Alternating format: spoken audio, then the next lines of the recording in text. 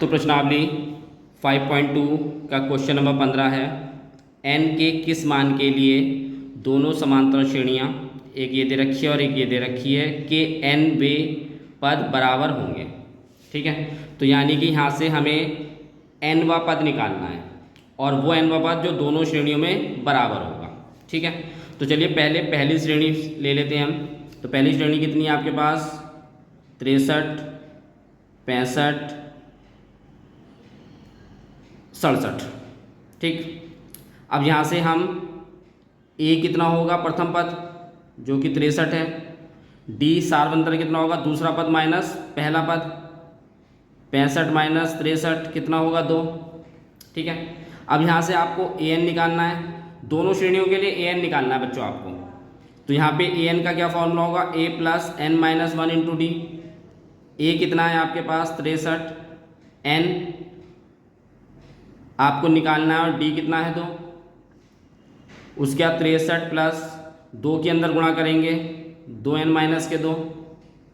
तो आप 63 में से 2 घटा देंगे तो कितना आएगा 61 प्लस के 2n, तो ये आएगा आपके पास an। ठीक है, ये हो गई आपके पास पहली समीकरण। अब ऐसे ही आप दूसरी श्रेणी लेते हैं। तो दूसरी श्रेणी क्या थी बच्चों? 3, 10, 17, 3, 10, 17। ठीक है, तो यहाँ से आपके पास प्रथम पद कितना होगा 3, सार्वंतर d कितना होगा 10 माइनस 3 यानी 7 हो गया। यहाँ से भी आप an निकाल लेते हैं, a plus n minus 1 d। a कितना है 3 प्लस n, आपके पास n ही है माइनस 1, और d कितना है आपके पास 7। इस 7 के अंदर गुणा करेंगे 7n माइनस के 7। ठीक है, तो an कितना आएगा, 3 में से आप 7 घटाएंगे तो कितना बचेगा माइनस के 4 प्लस के 7n। ये हो गई आपके पास दूसरी समीकरण। ठीक, उसके बाद आपको करना क्या है कि समीकरण 1 व 2 को बराबर रख देंगे। क्यों? क्योंकि आपके पास an उसने कहा है कि बराबर है, दोनों श्रेणियां बराबर हैं।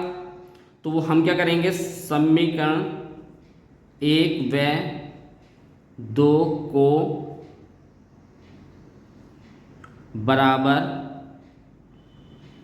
रखने पर, तो दोनों समीकरण को यहाँ पे हम बराबर रख देंगे। 61 प्लस के 2n बराबर रखेंगे माइनस के 4 प्लस के 7n। तो माइनस का 4 है, इसको इधर लेके जाएंगे तो 61 प्लस 4 हो जाएगा, और ये 2n को आप इधर लेके आएंगे 7n माइनस के 2n हो जाएगा। 61 में आप 4 जोड़ देंगे तो ये 65 हो जाएगा, और 7 में से आप 2 घटाएंगे तो ये 5n हो जाएगा।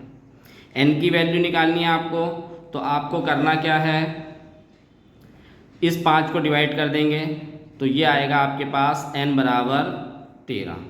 तो 13वां पद के लिए क्या होगा कि दोनों श्रेणियां बराबर होंगी। ठीक है, ये आपका क्वेश्चन नंबर 15 था।